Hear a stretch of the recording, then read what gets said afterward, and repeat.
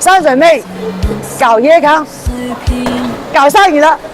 今天再搞一个很特别的物料，现在当下很适合的，可以猜一下，这个是很软乎乎的，这是我们刚刚压完出来很软的牛粪。